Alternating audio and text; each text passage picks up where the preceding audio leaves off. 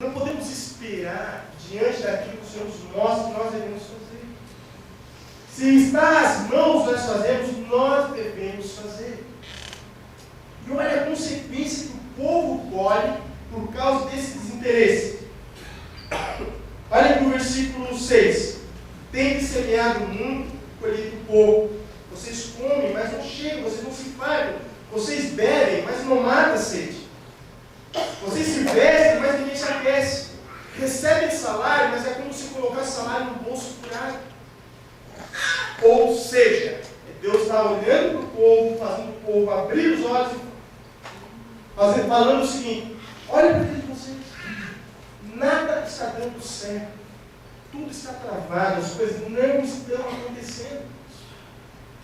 Mas talvez que nessa noite você tem feito essa pergunta: Deus, por que não está acontecendo? Porque parece que as coisas não vão para frente. Porque parece que o negócio não decola. Por que parece que o negócio não acontece? Está tudo amarrado.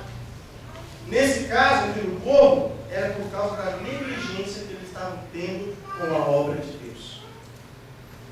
A questão do povo aqui era prioridade. Porque eles pararam de priorizar o que era mais o essencial para fazer o que era importante. E há uma diferença entre o importante e o essencial. Para eles o importante era reconstruir a casa deles, estavam bem, estavam em ruínas. Para eles o importante era a plantação deles, o negócio deles, restituir os valores da família. Era importante para eles. O salário, o dinheiro, o sustento, era importante. Mas eles deixaram o essencial para fazer o importante. Porque o essencial era cumprir o chamado de Deus. Era estar no centro da vontade de Deus. Amados, eu quero ler para vocês aqui, nesse ponto, um artigo escrito pelo João Brito Nogueira. E ele fala justamente isso. O importante e o essencial. A diferença entre os dois. Você sabe fazer a distinção entre o que é importante e o que é essencial? Então vamos pensar junto acerca de algumas coisas que são importantes e algumas coisas que são essenciais. Conhecer as leis do Senhor é importante, mas conhecer o Senhor das leis é essencial.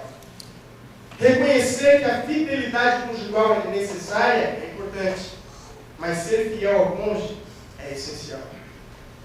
Estudar os ensinamentos contidos na palavra de Deus é importante, mas praticar os ensinamentos da palavra de Deus é essencial.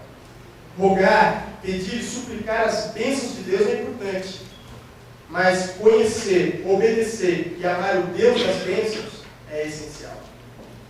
Ser um conhecedor e defensor dos direitos humanos é importante, mas amar ao próximo como a si mesmo é essencial. Conhecer os sinais de trânsito é importante, mas obedecer os sinais de trânsito é essencial. Casar e constituir uma família é importante, mas ser a pessoa certa e casar com uma pessoa certa é essencial. Saber conviver com seus pais é importante, mas honrar pai e mãe é essencial. Ter a consciência do que é certo e o que é errado é importante, mas praticar o que é certo e não fazer o que é errado é essencial. Saber que Jesus Cristo é o Filho de Deus e é o Senhor e Salvador é importante, mas aceitar e ter Jesus como meu Senhor, meu Salvador é essencial. Saber que os dízimos pertencem a Deus e que devem ser obedecidos, devolvidos na casa do Senhor é importante, conforme Malaquias 3, do 8 ao 10.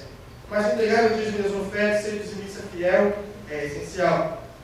Saiba o que é importante, mas faça o que é essencial.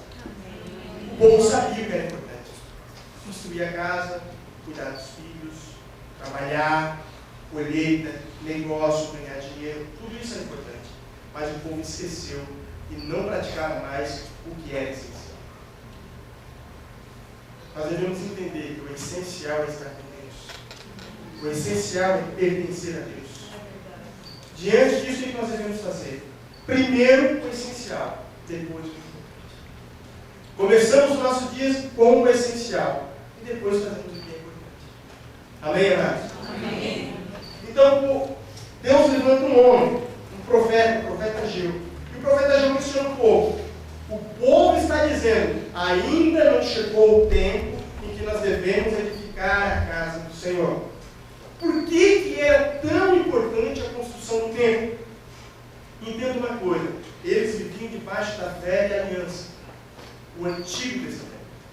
debaixo do Antigo Testamento, a vida espiritual do judeu, do povo de Deus, se resumia ao templo. Porque era no templo que eles sacrificavam, pediam perdão dos seus pecados. Era no templo que eles se ofereciam a Deus. Era no templo que eles cultuavam ao Senhor. Era no templo que estava a presença de Deus. Dividido em 3 partes: o templo, o átrio, o santo lugar, o santo dos santos, onde o santo dos santos habitava a arca da aliança, símbolo da presença de Deus. Então, o templo para eles resumia a vida espiritual deles e a comunhão com Deus. Diferente do que é hoje. O santo dos santos é o nosso quarto, dentro do carro, em casa, qualquer lugar é o santo dos santos. Mas nessa época não era. Por isso a importância de eles restaurar e construir o templo que eles estavam negligenciando. E o que isso pode nos ensinar essa noite? A Bíblia diz que Deus não habita mais em templo feito por mãos humanas. Glória a Deus. Aonde Deus habita? Pode falar, Ele habita dentro de mim. É onde Deus habita. E de que maneira nós podemos hoje construir o templo? Tem um louvor que fala muito sobre isso. Ser um lugar onde Deus gosta de estar. Ser uma casa favorita. Construir o templo hoje é construir um lugar onde Deus habita. E como diz aqui o texto, subiu ao monte, trava a madeira, construa a casa, para que eu nela me alegre e nela seja glorificado. Deus fala conosco nessa noite que o templo do Senhor tem que ser construído. É um lugar onde Deus se alegra e um lugar onde Deus seja glorificado. E como Deus pode se alegrar na minha vida e ser glorificado na minha vida? Em primeiro lugar, quando eu decido cumprir o meu chamado. Depois, quando eu decido viver conforme a sua palavra. Quando nós, igreja, decidimos viver comprometidos com a palavra do Senhor e comprometidos em cumprir o chamado que Deus tem para as nossas vidas, nós estamos sendo um templo onde Deus está se alegrando e onde Deus está sendo glorificado. Amém. E esse é o chamado do povo. Construa esse templo aonde eu vou me alegrar e aonde eu vou ser glorificado. Mas o povo não estava fazendo nada disso. Não estava fazendo nada disso. O povo estava vivendo um tempo infrutífero. Por quê? Porque isso é sendo a vontade de Deus. E a Bíblia diz que a árvore frutífera é aquela que está plantada junto ao ribeiro de águas, conforme Salmo 1. Estar plantada junto ao ribeiro de águas é estar próximo de Jesus, a fonte da água viva. Ele diz isso para a mulher samaritana em João capítulo 4. Quando nós, árvores, não estamos plantados junto ao ribeiro de águas, Jesus, nós não frutificamos. E amados, a notícia para a árvore que não frutifica não é nada bom. A Bíblia diz: árvore que não frutifica só serve para uma coisa: ser cortada e ser lançada fora do fogo. Só serve para uma coisa. Não tem utilidade alguma. João capítulo 15 diz: eu sou a videira, vocês são os ramos. Todo aquele que produz fruto, o Pai limpa para que produza mais ainda. E aquele que não produz, o Pai corta, porque não tem utilidade. O povo estava vivendo um tempo infrutífero. Esse desencorajamento é porque eles mediram a obra do Senhor conforme os valores deles. Eles viram que o custo era alto, por quê? Porque tinha que subir um monte e trazer madeira.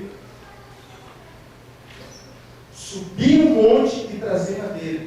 Aqui nós aprendemos 2 princípios de vida com Deus. Subir um monte, lugar de comunhão com Deus. Você sempre vai ver na Bíblia aliar um monte, aliado a um lugar onde as pessoas buscavam Deus. O interessante é que você pode viajar o Brasil inteiro, conhecer crentes do Brasil inteiro. Todo lugar que você vai, eles sempre conversam entre eles, tem um lugar que eles sobem um monte para orar. Por que isso? Porque o monte sempre está atribuído como um lugar onde a pessoa busca a intimidade com Deus. Quando Deus fala ao povo, suba ao monte, Deus está lembrando o povo, tem intimidade comigo. Busque a minha presença. Quando Deus está falando, traga madeira, Deus está falando, ó, suor do rosto, esforço, empenho, força. Deus dá trabalho.